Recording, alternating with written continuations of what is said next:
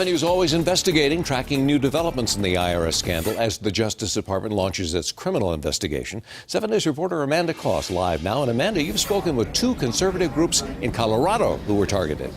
And both groups say after they initially applied with the IRS, they heard nothing till nearly 2 years later. And when they did, they received one of these, a request from the IRS asking for more information. You can see page after page of questions, sub-questions, and both groups say no resolution.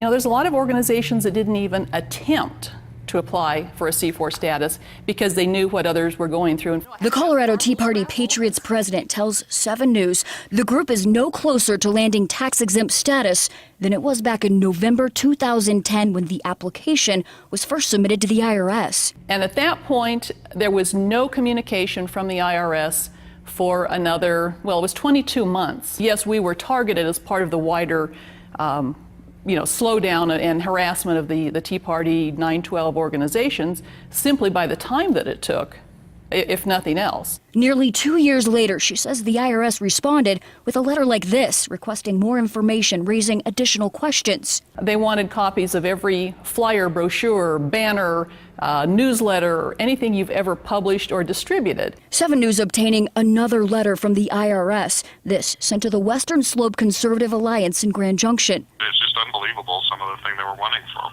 These questions and a 2-year delay are why Group President Kevin McCarney says the group gave up and is starting over, applying for tax-exempt status with a new name, Freedom Colorado. I think this type of experience should scare everybody out there.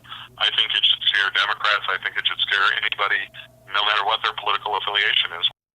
In a statement, the IRS acknowledged that inappropriate shortcuts were used. And you heard that President Obama is saying that new regulations will be in place to ensure something like this, he says, will not happen again. We will be keeping a close eye on changes in this process. And both groups, one with a new name, will be reapplying. Reporting live, Amanda Kost, 7 News.